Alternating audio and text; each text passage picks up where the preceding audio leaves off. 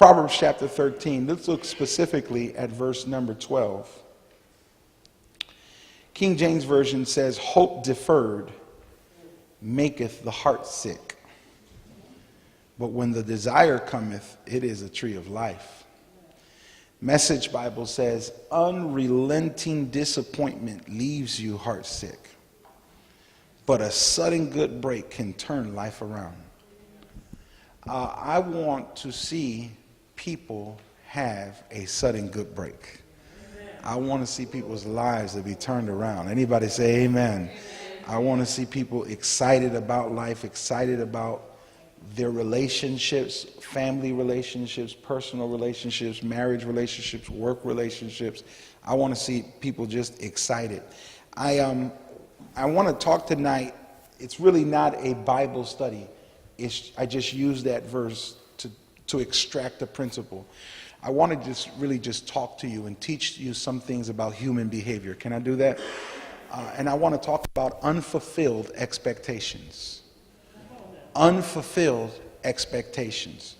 The scripture says that hope deferred makes your heart sick.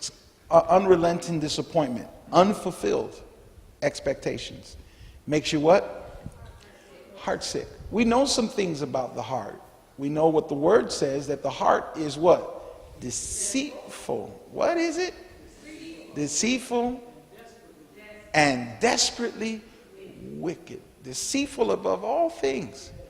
Desperately wicked. Your heart can be behaving in a way and you not even know it. Does anyone know what deception is? It is hiding behind a cloak. It is doing one thing on one side and another on another side. And so have you ever had this experience that some way, somehow in a conversation, maybe in some counseling, maybe in a moment, in an abrupt moment, you said something, did something, and it was like an aha moment for you, and you says, oh my goodness, I didn't know that was inside of me. I didn't know I felt that way. I didn't know, or has anyone ever had to tell you how you really feel? And you didn't realize it, but what they were saying made sense to you? It's because our heart is very wicked and very deceitful. It can hide. It can behave in certain ways and we not even know exactly why it is we're behaving that way. So I want to talk about this issue of unfulfilled expectations, hope deferred, unrelenting disappointment is what causes you to get to a point where your heart is sick. I'm expecting something, I'm hoping for something, and it doesn't happen. And then it doesn't happen. And then it doesn't happen. I wanted to hear something, they never said it. They never said it. I thought it would be a certain way and it wasn't, and now this is where I'm at. Over time, your resistance gives in and your heart becomes sick. Someone say sick. And it needs medicine and it needs healing. And oftentimes you'll notice, you'll say, well, that couple's not a healthy couple. If the couple's not healthy, that means there's a deeper issue, because if it's gotten that far, it's rooted way down in individuals first.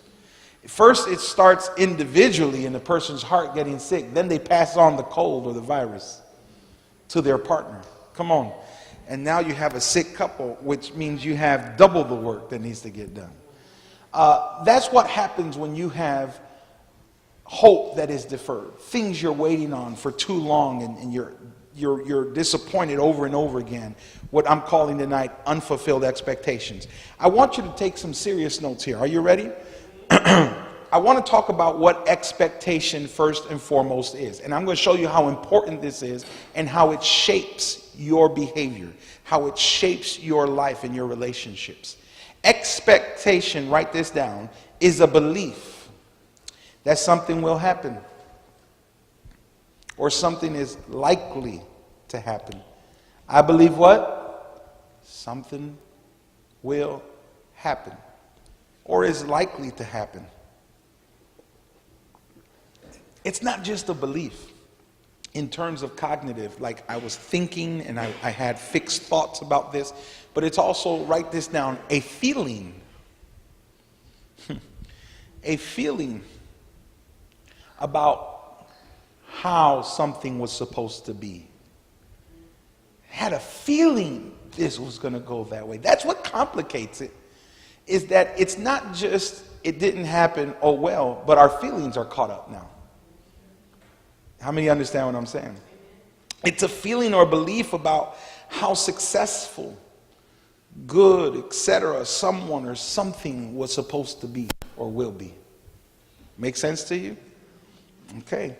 One of the complaints heard most frequently by marriage counselors, and I've heard it over and over again, is this. And this is not just in marriage. This is in any kind of relationship, business relationship, deep friendship. Here's the complaint. My needs are not being, oh, you've heard it.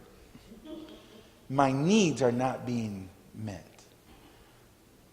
It's often heard, and you'll hear it oftentimes, especially in a lamenting type of voice. They're really sad about it, and they'll say things like, what I expected it to be hasn't happened. Oh, I didn't expect it to be what? This way. That tells you you're dealing with unfulfilled expectations. So I want to take a closer look at expectation. What are they? What are expectations? And how might we understand them and work with it effectively? How can we work with them effectively? Just give some example of expectation. Just going slowly with you here. What do you expect from your future partner? What does your future partner expect from you? Or your current partner? What are the expectations? What are the expectations? The difficulty with expectations is that we poorly define them. We often poorly define them. And sometimes, even when you're married to a person, the expectations are completely unknown. You're with the person, and you say, well, I just expected you to know this. And they're saying, how was I supposed to know that? Did you tell me that? Did we ever have a conversation about it? The problem with expectations, the difficulty is that we poorly define them, and sometimes they're unknown. So I'm going to give you a list of typical expectations that might be held. Now, this list, I created it originally for marriage seminars, so I'm going to keep it within the context of marriage, but you're going to get the clue. You're going to get the hint here. Here's a list of expectations. I expect that my husband will discuss and resolve disagreements in a systematic and logical manner. Because no one wanted to get married to a hothead that was going to argue every day. There was just an expectation we would work stuff out properly. I expect my wife will be excited about making love with me every night. Well, we'll move right along. I expect a good deal of affection and a great deal of physical contact in our marriage. Because it was there when you were dating. Come on, somebody. Y'all ain't talking to me. I expect that my wife will nurture and comfort me when I'm ill. I expect that my husband will climb the corporate ladder and make ever increasing amounts of money. I expect that we're going to have daily devotional prayers in our home. I expect that my wife will remain slim and shapely throughout our marriage. I expected him to develop a six-pack. I expect that my husband is going to take pleasure in sharing the events of my day, of his day when he gets home. I expect to have dinner waiting for me when I get home around 5:30. Oh boy. I expect that my husband's going to do his fair share of household maintenance. I expect, come on somebody, to entertain a large army of family members at major holidays. I just expected that my wife knew we were going to have 60 people over for Thanksgiving. What family doesn't? I expect to have an open home in which people feel free to drop by at any time. No, don't nobody expect that.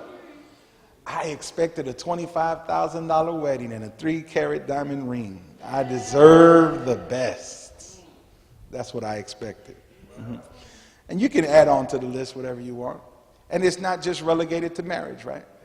I expect my kids are always going to respect me. You thought that. I expect that in this relationship we would have a plan to pay all the bills on time. Come on, anybody hearing this? Anybody want to add one to the list? There's an ever growing, endless amount of things that can be added to that list, right? And so if you find yourself feeling comfortable saying those things, then trust me, you're in for a nightmare and a rude awakening at some point, right? So I just read off a bunch of expectations. Let me just look at a couple of these really quick. I expect my husband, it was one of the first ones, is going to resolve disagreements in a systematic and logical way. If the husband is skilled at resolving conflict, or if at least he's willing to be trained and learn, then that's a good expectation. But if the husband has never thought logically about anything, why would you expect that he's going to all of a sudden start thinking logically about this? And conflict resolution. Come on. If he's never thought logically about conflict resolution, and he tends to follow the pattern of his family, or wherever he comes from, whatever his origins, and let's say that pattern is violent, verbal outbursts, right? With yelling, and dishes breaking, and holes in the wall, and arms waving and wagging, and finger pointing, then how many understand that that marriage is in for major trauma in terms of that expectation?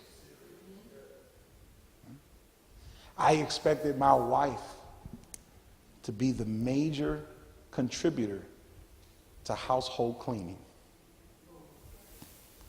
And then right before the marriage, I found out she's allergic to cleaning products.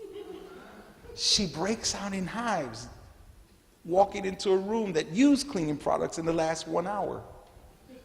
Her skin breaks out. It's horrible.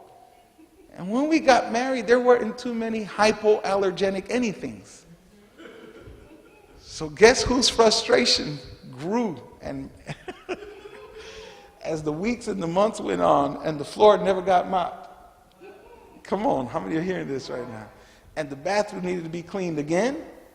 I just cleaned it last week. And I got to do this, and I got to do the other, I got to do it. So this was an expectation that was completely irrational. All right, you get the point, right? Let me shift the conversation a little bit. You need to note the difference between these two things, because you're going to see how the complication in marriage comes in and in relationships. Something is about to become abusive in the relationship in terms of expectations. And I want you to understand these two things. Would you write this down, please? I want to explain to you expectation versus interest. Versus interest. Let me explain. I want you to understand that there's a contrast between having an expectation and having an interest. Are you ready? Interests are related to things I want. Write that down. Interests are related to things what? I want. Expectations are related to things I want from someone else. Interest is related to things that, say it with me, I want. I want. Interest is what? I want. Expectation is related to the things I want from someone else. The expectation is all about what I wanted from the other person, what I want from someone else. Interest is what I want. So I may have a good deal of control over whether I partake of my interests or not. I have all the control there, because the interest is about who? Me. I'm interested. My wife is interested in museums. I'm not so much interested in museums. I became interested in museums. for the sake of meeting my wife's expectation. She was interested in museums and wanted me to share the interest. I did not share the interest unless there was going to be some part of the museum that dealt with church and Bible and church history. Had no interest in it. So I have control over what I'm interested in. I typically have only limited control over whether others fulfill my expectation. I'm going to say it again. I have control, pretty much most of the control over what? I'm what? Interested in, but I'm what? Limited in the amount of control over whether other people what? Meet or fulfill my expectations. So interests are uniquely associated with my own activities. Interest is about my own behavior. Interest is about my own thoughts and my own attitudes. Expectations, hear me, deal with other people's activities, other people's behaviors, other people's attitudes. Here's the danger. The danger of expectations lies in the desire to control our spouses or our friends' interests. We started off saying that the scripture says hope deferred makes the heart sick. My heart got sick because of unrelenting disappointment. Or my heart got sick because of unfulfilled what? Expectations. But the expectations you had, here's the danger, had nothing to do with them. It had everything to do with who? You. You have interests and you control that. You have expectations, but you what? Can't control that. And you got frustrated and you got heartsick because you desired to control the other person's interests. Did you catch that? Controlling expectations is manipulation and abuse. Oh, man. Controlling expectations is what? Manipulation and abuse. Wait a second, Bishop. I'm heartsick right now because so-and-so never took me to see the movie I wanted to see. They never take me to do what I want to do. They always do what they want to do, what they're interested in. They're not interested in what I'm interested in. Hello, they're not supposed to be. But yet you had a what? Expectation. And now you're saying your heart is sick because of the expectation not being met, when in all reality, what's happening here is you cannot control and manipulate their interests.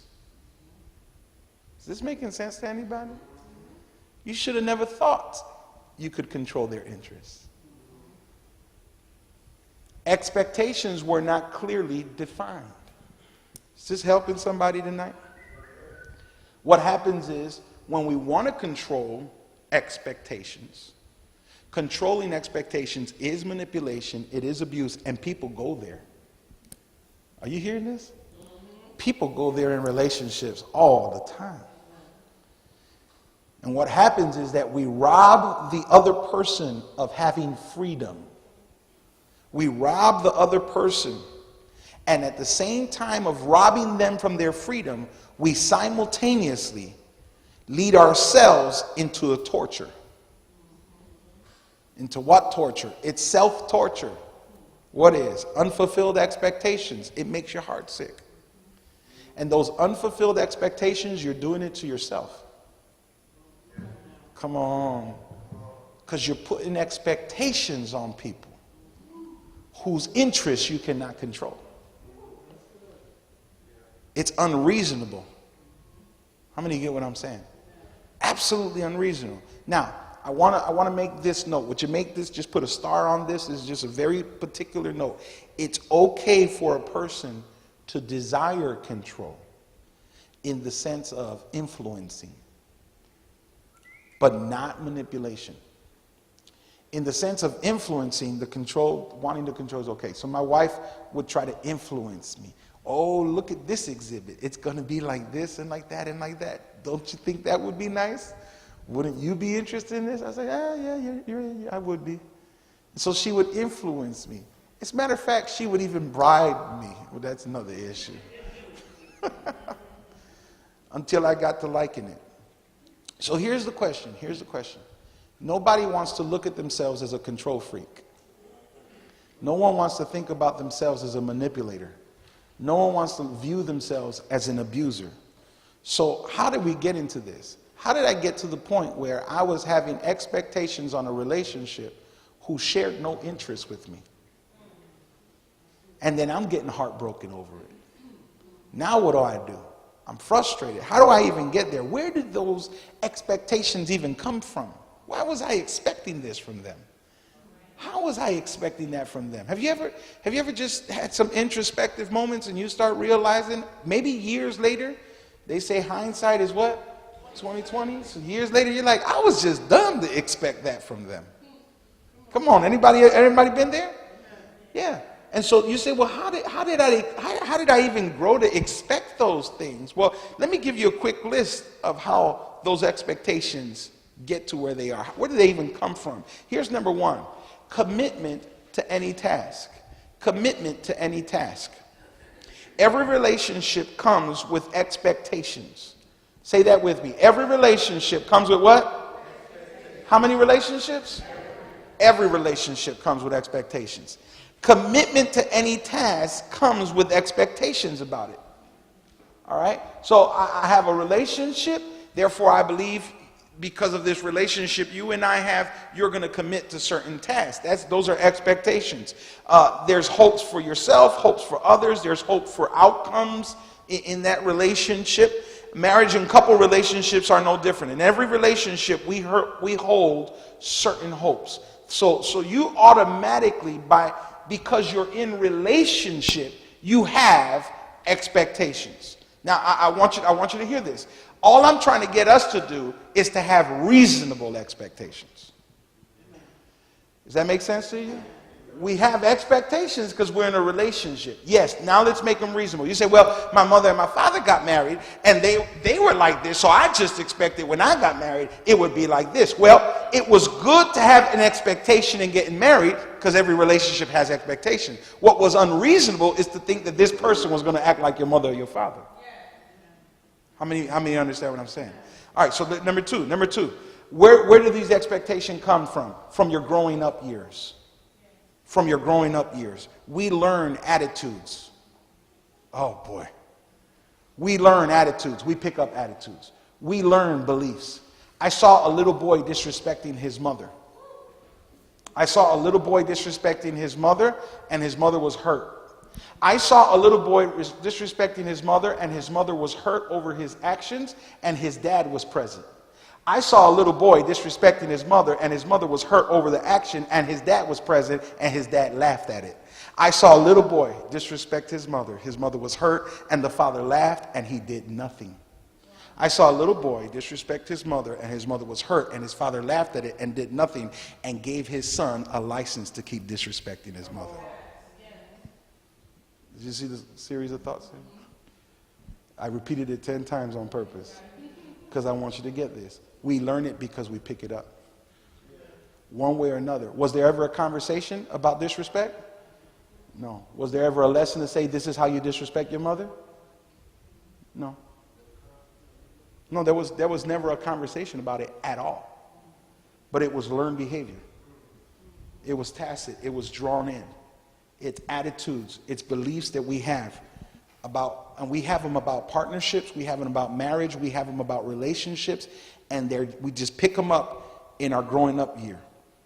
Here, let me give you 2 things about that. And this is what I was just pointing at, it was unintentional. How do you pick up these things as you're growing up? Unintentional. Role models. Like the father who was laughing. That was not intentional for the father to say, good, this is a good job for you to disrespect your mother. That is a father who saw the son disrespect his mother and didn't catch it.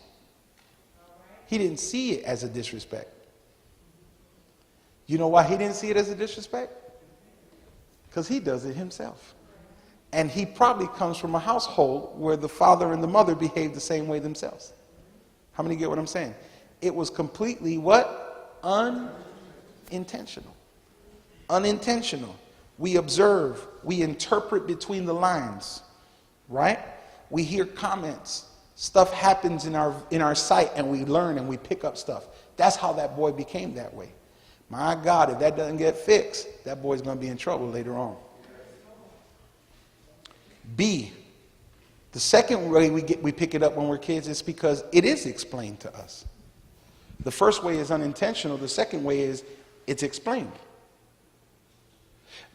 My wife got married to me, and I didn't know how to, I knew how in my brain how to budget. I didn't know in my behavior how to budget. And so my wife said to me, man, didn't your parents ever sit down with you? And I said, no. She said, what you mean no? I said, no. They never took you to the bank when you were 12 to open a bank account? No. How long have you had a bank account? I said, since I was 19, since I was 20. Prior to 20 years old, you didn't have a bank account. She said, what? How old were you, babe, when you had yours? 5th grade. Intentional conversations about how to manage wealth, how to manage money, how to steward things. Guess who the steward is in my home? She is. See, there was intentionality there. That's how you pick up stuff. So she got married with an expectation that all people had this type of education. She was in for a rude awakening. Thank God she's married a sensible, humble, understanding, wise man who turned over things to her. All right? So they're explained to us. Here we go. Number 3. The first one is there's commitments to tasks, to any task. There's going to be commitment. The second one is we learn stuff. We get expectations to our growing up years. Is this helping anybody tonight? Here's number 3. Family of origin. Your family of origin. Your parent, your grandparents, like I said that story, they modeled stuff for us. Attitudes that were given to us amongst our relatives, amongst our siblings. My uncles have an influence on me. My aunt has an influence on me. My cousins had an influence on my being shaped. There were things that I learned in the family as a whole, not just in those immediate relationships, but even in the extended relationship. There's a culture I picked up on. Does this make sense to anybody? And so I had expectations because I've seen those things, and those interests in my family have always been interests, and that's how they are. They became expectations for me, for everyone else. Make sense? All right. Society. Number 5, society. Or number 4, society. Your friends, your neighbors, your school, your church, the television, media, they all form your expectations. They all form your expectations. You were read little stories, Disney books about Snow White, about Prince Charming. So little girls grow up with expectations. Is this making sense to anybody? It's already in your mind. Isn't it amazing that a little girl at 8 years old is planning a wedding? What? Are you serious? I didn't think about a wedding until about the week before. This girl had it planned since she was 8. All right, number 5. Personal experiences and preferences. I told you this is a class on human behavior. Where do our expectations come from? Personal experiences, preferences that we have. We got hurt at one point, and so from that moment on, we had personal preferences. I ain't never gonna let that happen to me again. Come on. We've had experiences, things that have happened, hurts and happenings, and maybe we've had hopes in the past and the hopes were met, or the hopes went unmet. And when hopes are met or unmet, they form, they shape us really strong.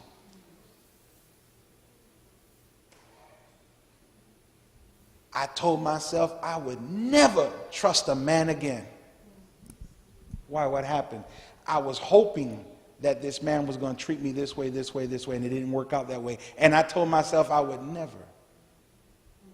And so now the next men in relationship with you are all going to suffer the wrath of a hope unmet. Expectations are formed by these things. Now, expectations aren't all bad. There's things to know.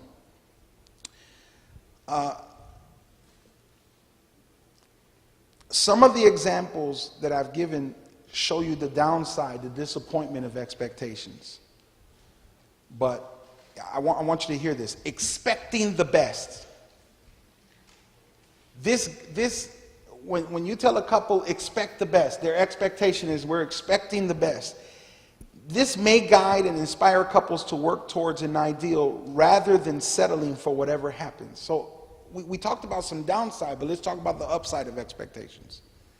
I should do what in this relationship? Expect the best. So if I'm in this relationship and we've had some clear conversations and I'm telling her and she's telling me where the interests are and what the expectations are, and I said I'm expecting what? The best, then that may just be what I need to guide us and inspire us to work towards something greater, so we just don't settle for stuff, right? That's a good conversation, all right? Or I could say expect the best and there's a downside, and I could say it in a cynical way, which means this is as good as it's ever going to get. How many get what I'm saying right now? The less you expect, the less you're likely to get hurt. Come on. The less you expect, the less disappointments you're going to have. Have you ever talked to someone like that? I just don't expect nothing from no one. That way I don't get what? Hurt. So you can have positive expectation and you can have what? Negative expectation. Let's look at feeling good. Right? Most of the time, so long as we feel good and we're getting along, we don't stop to think or talk about what we expect. So long as we're feeling good, we're getting along, I'm not going to stop to talk about what I expect. I only stop to talk about what I expect when I don't feel good. Is this making sense? So we got to pay attention to these emotions that we have going on the inside of us. All right, let me help you. Let me help you really quickly here. I'm skipping through something. All right, how do I grow this relationship, Bishop? What do I need to do for my relationship to get healthy? Write this down. What do I need to do for my relationship to get healthy? We need to start understanding each other's expectations. Unfulfilled expectation makes the heart sick. Unrelenting disappointment leaves you what? Heart sick. Hope deferred makes you what? Heart sick. So if I want to get healthy, I need to start doing what? Understanding what the hopes are. Let's put some good hopes there. Let's get some clear expectations. Let's communicate so that we have stuff clear between us. Are you ready? Here's some things you need to know. Healthy expectations. Just go on a list for healthy expectations. Most expectations are unstated. Write that down. Most expectations are what? Unstated. Here's some assumptions that we could easily describe so you understand what I'm talking about.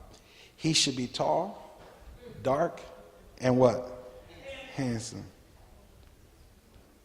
Another guy said, I got it in my notes, someone must have said it, she should not talk too much. Those are some expectations. But most of the stuff we expect, we never talk about. They're unstated. We're not even really conscious of it because it goes back to feelings. Here, let me explain. I didn't realize how much affection my wife was going to need in this marriage. She never stated to me, I need you to touch me at least 8 times a day in a non-sexual way. She never told me I need at least kisses and hugs and handholds and rub my back and just walk up to me for no reason and hug me X amount of times a day. Just yesterday, true story, she says, so do you love me today? I said, yeah, why? She says, how was I supposed to know? I said, oh, and I got up from my desk and I gave her a hug and a kiss. And I said, sorry, I woke up and I just had work on my mind. I just been working and drilling all day.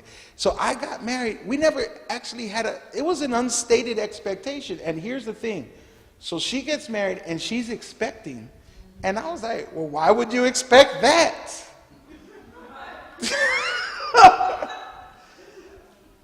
But you're supposed to be affectionate and you're supposed to be touching me and you're supposed to sit, because she'd be on the couch and I'd just go plop on the other couch. She's like, why are you sitting here next to me? I said, because we got all these couches. What do you mean? I'm trying to stretch out. It's hot. I want you all up on me. It's hot. Did you see I turned the fan on? I got the air on. It's hot in here. Just me being me. She never said. So then when she's catching an attitude later, I'm like, what's wrong with you? Really, those things are never talked about. You got to talk to me about those things. Come on, how many of you get what I'm saying right now? I need you to know some things about me, and you're not going to know it by osmosis or telepathy. I need to talk to you about it. Amen? All right? Expectations which are realistic and shared, they help individuals grow together. They help individuals remember I talked about Sunday 2 becoming what? One, and being deeply rooted, deeply connected. Well, that doesn't happen when expectations aren't being shared. So if you've not, you probably haven't given much thought of it to yourself. You know what she told me in terms of the affection? Well, I just expected it to be that way. I said, why would you expect it to be? Did you not hear all the stories I told you about my mother and my father? Right.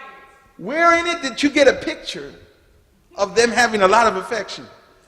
She said, well, I mean, just because my dad and my mom, they were always like, I was like, oh, it's what you picked up and what you saw. Remember when I talked about where affections come from? Expectations, come from? The expectation came from that. That informed you, and so you never verbalize it, because you and I carry expectations that we're not even conscious about until the offense comes.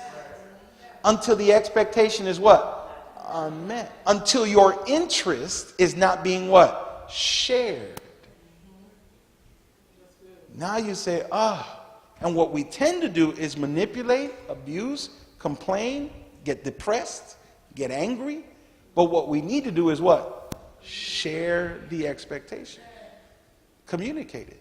So I'm going to challenge everyone in this room to do this with your family, to do this with your friends, do this with your spouse. Make a list. I'm going to do it too. Make a list of 10 unshared expectations. I'm not even going to complicate it. Make a list of 5. Let me make it simple. Make a list of 3. 3 unstated expectations. How many? 3? 3. 3 what? Unstated expectations. Just 3. And then let's start communicating it and start setting some realistic expectations. You might have to think about this. You might have, I already have one. I cannot wait. I already have one. Because it gets on my nerves. And I realize it keeps getting on my nerves because I've never shared it. Oh, this is going to be fun. Now the question is, what happens when they don't share your interests? Well, the ahava kind of love we've been preaching about. Come on, amen? And the agape kind of love we've been preaching about is all about sacrificial love. To say, I will do something for your interest even though I don't share the interest. Does that make sense to you? Okay, how much time we got? We got a few minutes, so let me run through this here. All right, let's set some realistic expectations. Each individual, each couple has their own idea of what is reasonable. That can even change over time. But overall, let me talk about 3 factors that are important in setting realistic expectations. Are you ready? 3 factors that are important in setting realistic expectations. Are you ready for it? Factor number 1, it has to be appropriate. This is for your homework, so pay attention. Factor number 1, it has to be what? Appropriate. That means it has to be respectful. It has to be fair. It has to be compassionate. Fitting for the age of the person. Fitting for their physical fitness. Fitting for their budget. I expect you to take me to Vegas. Sweetheart, we got a downtown Disney budget right now, not no Vegas. And that don't even exist. It's Disney Springs now. Right?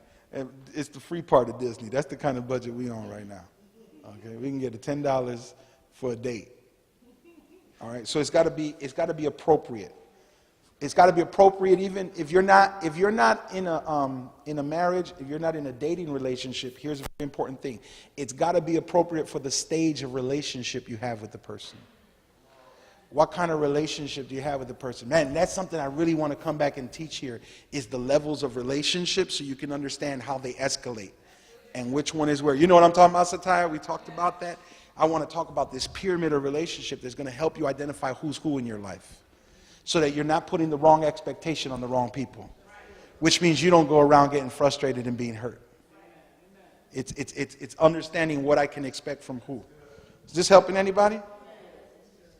So each partner taking all the cooking or all the yard work to match interests or talents is not good. One person to do it all is not good. Let it be a shared thing. Someone say fair. Okay? All right? One person doing all the directing while the other person is doing all the acting, that's not going to be fair. We can't have one director, one actor. We're both the cast and we're both on the set. Make sense? One is not the boss and one's not the worker. So whatever you put, make sure that it's fair, that we both do this. Here's number 2, for healthy expectations, realistic expectations. Here's number 2. Make sure it's flexible. Flexible. Have openness, patience, and imagination in discussing and fulfilling expectations. That's going to promote growth. Don't be rigid. If you're rigid, it's only going to foster conflicts. Amen? So I'm going to have what? Flexibility. I'm going to be patient. I'm going to be open. I'm just being open about our marriage with you all, but there was something that we were talking about where we were saying, well, you're not all the way there yet, but you're not where you used to be. You came along quite a bit. Do you remember what we were talking about? There's a million different things I'm working on, I guess. But she just told me like the other week, I don't know if it was when we were on our vacation or not, but she just told me the other week, you're not there, but man, I'm so glad to see your progress. That's a flexibility statement. All right? In flexibility, please, you might need to make a note of this. Maybe you need to make a note of this. Be willing to hear new ideas. Accept the person even when disagreeing with an idea or their behavior. Appreciate their effort. Does that make sense? Appreciate their effort without expecting a perfection. At least they put some effort. Right? At least they're cooperating. At least they're building trust. At least they're doing something. It wasn't how you had it worked out in your mind, but they did something. Now let's just work from here on up. Is that good? All right. Number 3, realistic expectations. Be accountable. Put effort into fulfilling promises and showing respect and flexibility. Put some effort into that. Be accountable. If you said you're going to do it, come on, let's do it. Why are you laughing back there? You remember what it was? Can you say it? What?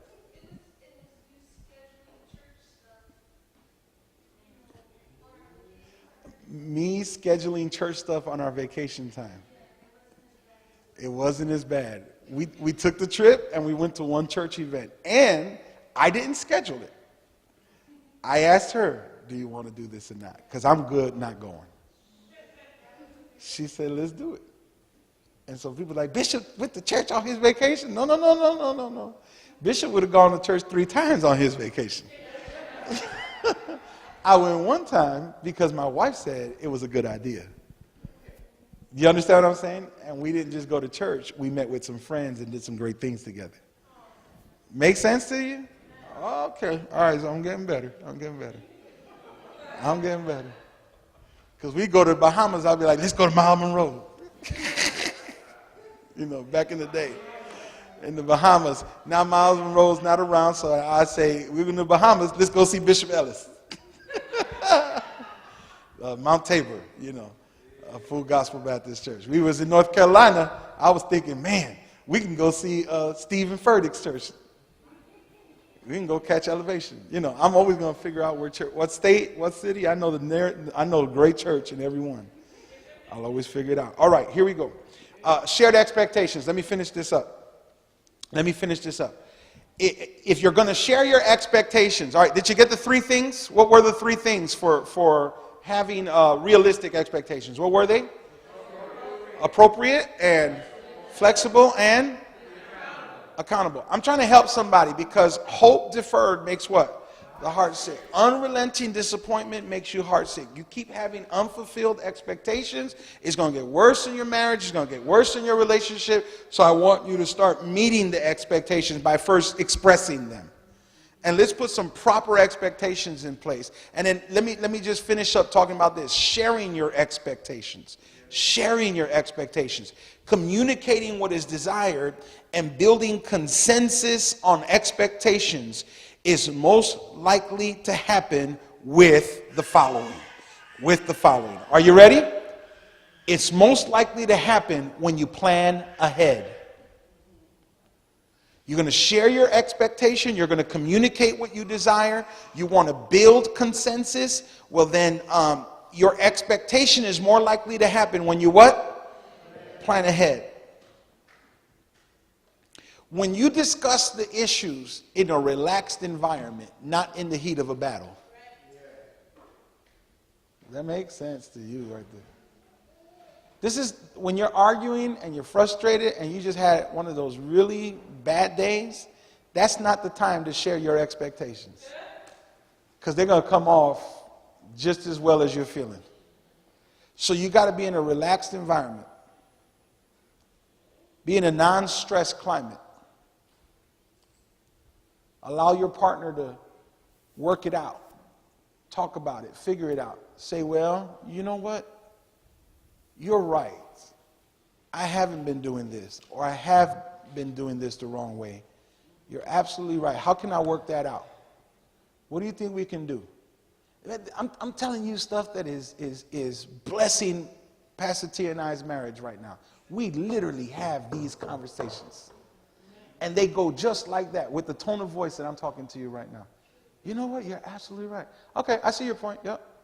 You good? You okay? I'm sorry about that. All right, so how could I do that in a way that will fulfill your expectations? Oh, you're asking me? Yeah, tell me. What would you? Well, do this. No, I ain't never going to do that. Well, okay, could you do this at least? Yeah, that I can. And then she's giving me room, and I give her room to work it out. Make sense to you? And we're planning. We're just planning. We're just talking about future expectations. Can you believe that? We're just planning stuff out. Right? So we do this when just for anything. For our money, for our money, for our handling issues with the kids, for how we're going to spend our time next time around on a vacation. for what we're going to do, how our weeks need to start looking like, to talk about issues in our intimacy, we talk about it just like that. And we set goals for everything. And we say, let's try to make this the expectation right here. And let's work towards that. Sounds good? Yeah, sounds like a plan. Good, let's build on it. Here's the second thing that's going to help you to communicate what you're desiring and build consensus so you can reach your expectation. And it's conflict resolution. Boy, I preach a whole lot of conflict resolution, don't I? If you've been with me for any significant number of time, you will hear me talk about this subject over and over again. Conflict resolution. We use rules. You all know we do rules of engagement. We talk rules of engagement. We have rules to resolve conflict. We take turns asking questions. We don't speak over one another. Come on. We paraphrase. We take time out. We compromise. We find common ground. We learn how to cooperate. We talk. I do not swallow my frustrations. I also don't spew them out at her. Is this helping anybody? Just won't do it. I don't do it with my kids either. I don't do it with my family. I will not swallow my expectations and frustrations, unmet expectations. I'll let you know, but I'm not going to spew it out. I'm going to come in that really calm, right time, and we're going to talk about it. Here's a big thing. Build on the good and don't let bad things snowball. Build on the good and don't what? Don't let bad things snowball. So what do I mean by that? What I mean is that when an expectation is met, use the momentum to change for good. Use that right there as momentum to change for good. Oh, I appreciate you doing that. That met my expectation. I'm so glad you paid attention to that thing. Thanks for taking the trash out. Come on. Oh, it makes me feel great when I come home and I know this is taken care of. Thank you for that. I was hoping you would. Is that making sense? We're getting better at this, aren't we? Those are all really good statements. I know it's not been easy, but in spite of all the stress, we're getting better. Those are little pats on the back. I mean, not pat on the back. I mean, I looked over at him when I said that. I said, the little pats on the back.